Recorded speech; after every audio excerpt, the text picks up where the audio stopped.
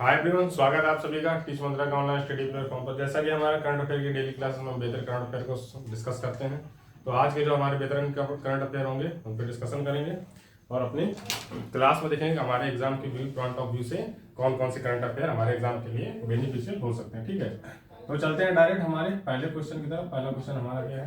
तो पहला क्वेश्चन आज का ये है कि राष्ट्रीय टेबल टेनिस चैंपियनशिप, इसका आयोजन किस जगह पर किया जाता है? राष्ट्रीय टेबल टेनिस चैंपियनशिप, राष्ट्रीय टेबल टेनिस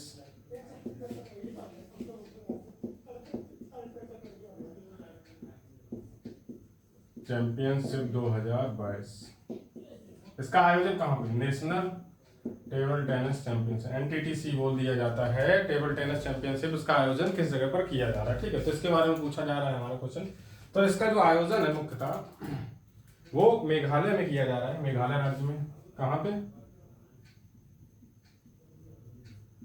मेघालय राज्य में किया जा रहा है। ठीक है, इसका जो आयोजक है मेघालय राज्य। कौन से नंबर की है, कौन से एडिशन की है? तो 83rd नंबर की है। कब से कब तक चलेगी? 18 से 25 अप्रैल तक चलेगी। और सीएम कौन है मेघालय के? केनराड संगमा, केनराड के संगमा,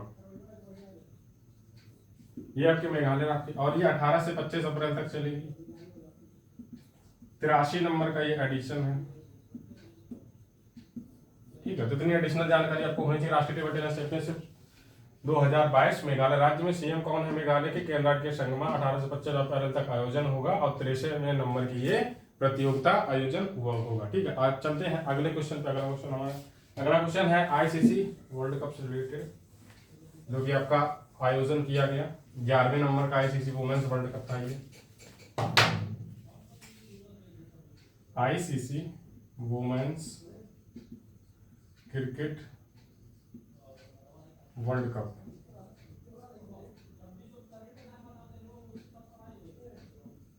2022। ठीक है, तो ये आपका है। तो इसकी विजेता कौन रही है? ऑस्ट्रेलियन टीम रही है इसकी विजेता।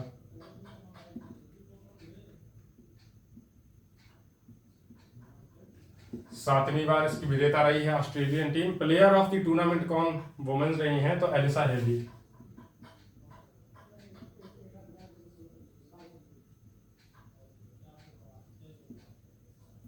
कौन है? एलिसा हेली लिख दें, हेली लिख दें, हेली। ठीक है, तो ICC women's cricket World Cup 2022 में ऑस्ट्रेलियन टीम की और भारतीय टीम थी दक्षिण अफ्रीका से हार का सामना करने की वजह से क्रिकेट वर्ल्ड कप से बाहर होगी। उन्होंने काफी अच्छा प्रदर्शन किया था। अगर वो मैच जीतते तो शायद क्वालिफाई करते सेमीज के लिए। But ICC women's cricket World Cup, जो कि 11वें नंबर का था, ये 11वां एडिशन था, जिसको 7वीं बार लगातार तो नहीं ऑस्ट्रेलियन टीम ने जीता है, लगातार तो नहीं, लेकिन लगातार 3 से 4 बार जरूर ऑस्ट्रेलियन टीम ने ये खिताब जीता है। ठीक है, तो अगला आते हैं। अगला है आपका मियामी ओपन टेनिस टूर्नामेंट 2022। अगला है आपका क्वेश्चन मियामी ओपन टेनिस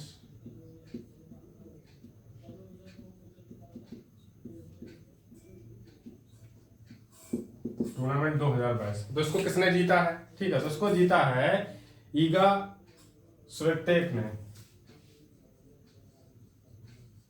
ईगा स्विटेक, सॉरी, हाँ, ईगा स्विटेक। और किसको हराया है? नाओमी ओसाका को इन्होंने डिफीट किया है। नाओमी ओसाका, जो कि अभी पिछले फिलहाल में फ्रेंच ओपन, हाँ, इसके पहले जो हो रहा था तो उसके शायद वो विनर रही थी। नाओमी ओसाका को इन्होंने डिफीट किया है। विनर ये रही है, विनर रही है मियामी ओपन टेनिस टूर्नामेंट की। ठीक है, लगातार 7वीं बार इन्होंने खिताब जीता है। कितनी बार? 17वीं बार लगातार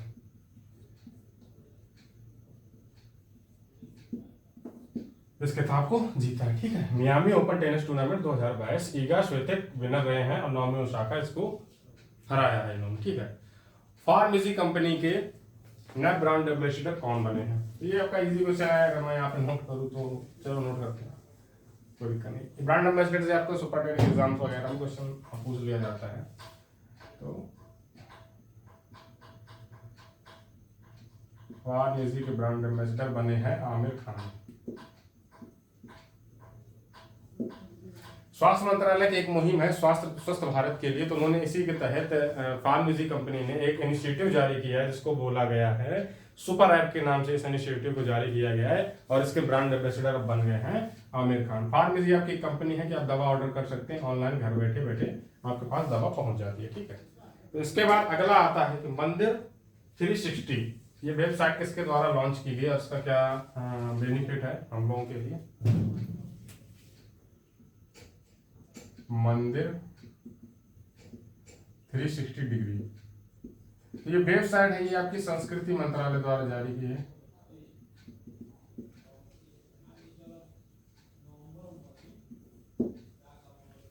संस्कृति मंत्रालय द्वारा ये जारी की गई है। हमारा कल्चरल मिनिस्ट्री होती है, कल्चरल मिनिस्ट्री होती है भारत की।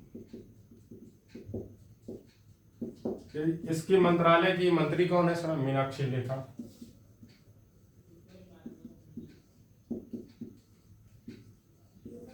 ठीक है, तो मंदिर 360 इसका मतलब क्या है कि आज भारत के जो 16 से अधिक मंदिर हैं, ज्योतिर्लिंग हैं और बेहतर फेमस मंदिर हैं, तो उनको वर्चुअल रूप से वेबसाइट पे जाके, ये वेबसाइट आपकी बनी है, वेबसाइट आपकी रहेगी मंदिर 360 डिग्री .gov.in, जो कि संस्कृत मंत्रालय की वेबसाइट में को इनिशिएटिव में जारी की गई है। संस्कृत मंत्रालय की वेबसाइट के अंदर इसको इंक्लूड किया गया है। तो वहां जाके आप वेबसाइट पे क्लिक करेंगे तो वहां पे आप पाएंगे कि सारे मंदिरों का 360 वर्चुअल चारों तरफ घूम के वहां पे फोटो में देख सकते हैं। 3D फोटो होता है ना, 360 चारों तरफ घूम के, तो सारे मंदिर को आप वहां पे देख सकते हैं और आप अच्छा महसूस कर सकते हैं। अगर आप वहां पे घूमने नहीं जा पा रहे हैं, अभी तक नहीं गए हैं, या जो लोग घूम आए हैं वो भी दोबारा आनंद उठा सकते हैं उन चीजों के बारे में। वर्चुअली चीजों को अपग्रेड किया जा रहा है संस्कृति मंत्रालय द्वारा। ठीक है, मीनाक्षी लेखा इस मंत्रालय की मंत्री है। अगला आपका है क्रंच टाइम। क्रंच टाइम एक बुक है, इसको लिखा किसने है और इसका रिलेशन किससे है?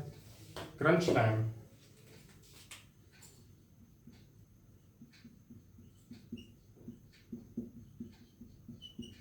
क्रंच टाइम ये आपकी एक बुक है, इसका रिलेशन किससे है? इसका सीधा सीधा रिलेशन है Narendra Modi national security crisis. Narendra Modi national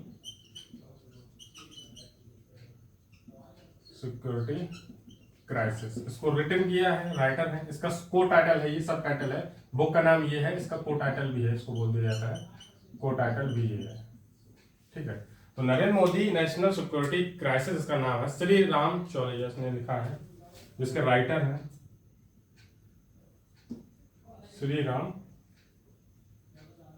Chauliya. Chauliya भी बोला जाएगा, चौलिया ही बोला जाएगा, कोई दिक्कत नहीं है।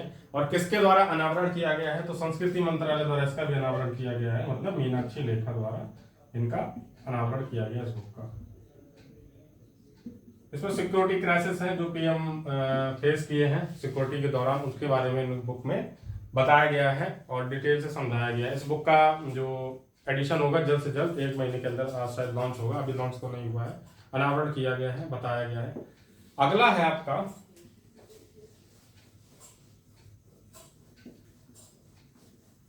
अगला क्वेश्चन है मुख्यमंत्री बागवानी, मुख्यमंत्री बागवानी फसल बीमा, ये किस सरकार द्वारा जारी किया गया? तो ये आपका हरियाणा गवर्नमेंट द्वारा जारी किया गया है।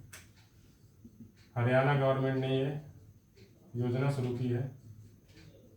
ठीक है, हरियाणा गवर्नमेंट ने ये योजना शुरू की है और इसके अंदर 10 करोड़ रुपए के प्रारंभिक कोष को नियुक्त किया है।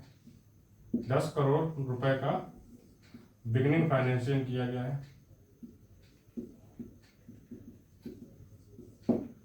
10 करोड़ रुपए जारी किए गए हैं इसके लिए। हरियाणा के राज्यपाल कौन है? हरियाणा सरकार द्वारा जारी किया गया। कृषि मंत्री कौन है हरियाणा के? तो इसके बारे में पूछा जाए तो JP Dalal, agriculture ministry of Haryana.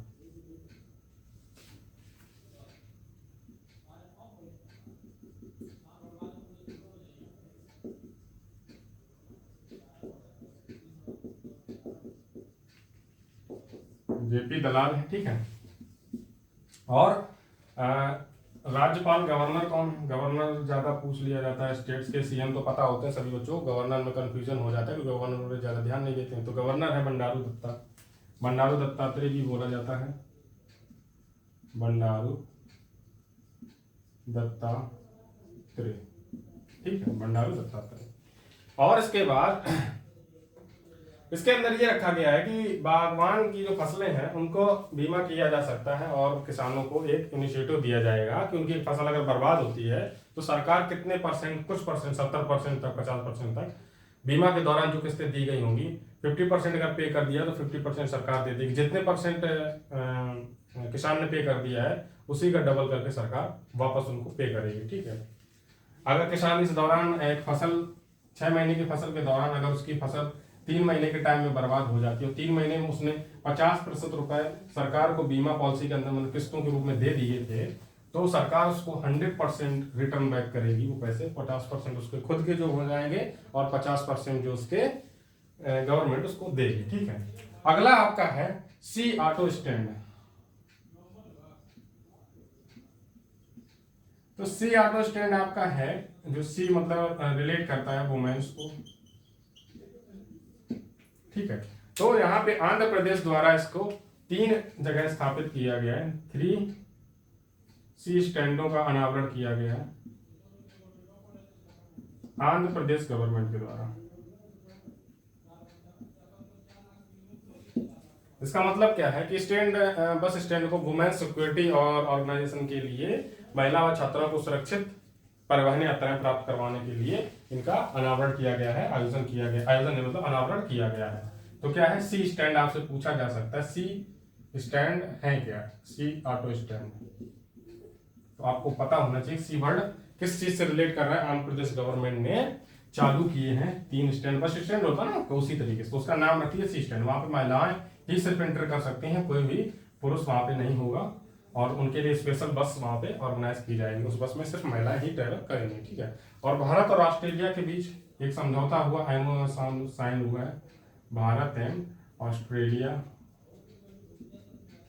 के बीच एक एमओयू साइन हुआ है, मेमोरेंडम ऑफ अंडरस्टैंडिंग साइन हुआ है। किस चीज में? तो आपका हुआ है आर्थिक सलाहकार, मतलब इकोनॉमिक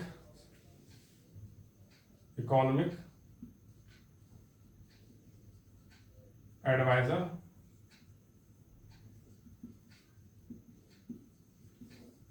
इकोनॉमिक एडवाइजेशन के तहत एक आर्थिक सहयोग और व्यापार समझौते, इकोनॉमिक एडवाइजर प्लस आपका ट्रेड एनालिसिस, ट्रेड एग्रीमेंट, इन दोनों बातों पे एक एमओयू साइन हुआ है भारत और ऑस्ट्रेलिया की तरफ, जिसको पीयूष गोयल की तरफ से, भारत की तरफ से जिन्होंने इस चीज का प्रतिनिधित्व किया। और ये कब साइन हुआ है, किस तारीख को? तो आप लिख दें 2